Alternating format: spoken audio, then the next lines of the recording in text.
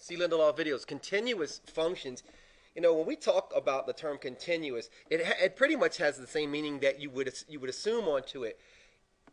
To say that a function is continuous at any point just says that there's no interruption of that function at the point, and frankly, that the function does what you expect it to do. So look at this for a second. So we draw this function in here. Maybe I draw this function in here. And I say, okay, I'm going to put a hole in the function right there. And let this be where x is equal to 2. And where this hole is, I say, you know what? I'm going to put a point here. It goes to this. If I'm saying to you that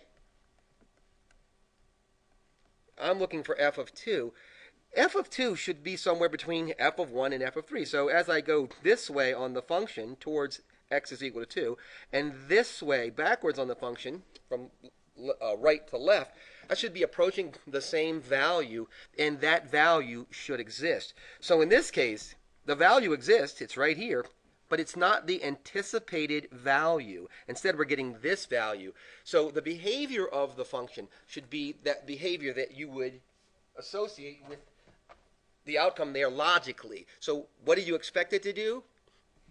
And does it do that thing? Does it approach the same height from both sides? So that's one way to look at continuity.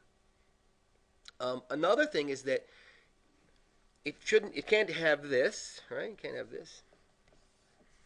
So we have this function maybe that does this. Let's have a function that does this. Let this be a particular function, and our function runs up like this.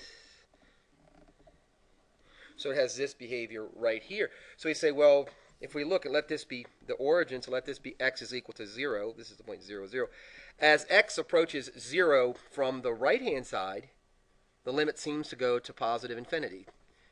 As we approach from the left-hand side, as we approach from right to left, it seems to be going to negative infinity. It's not heading in the same direction. It's not that behavior. Having said that, I think it's really interesting to note that if we looked at continuity here, you're like, well, Charlie, I'm not really interested in this whole function. I'm just interested in the function between these values. So you say, I'm only interested in this window right here.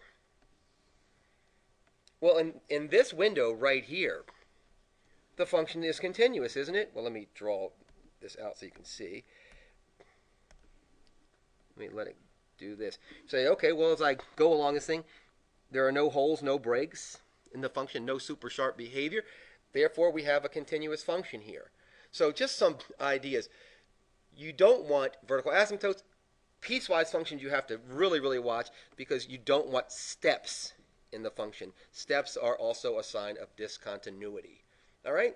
Look, I tried to keep this video short and simple. I hope it was helpful. If you have any questions about specifics, please let me know, and I'll get back to you as soon as possible.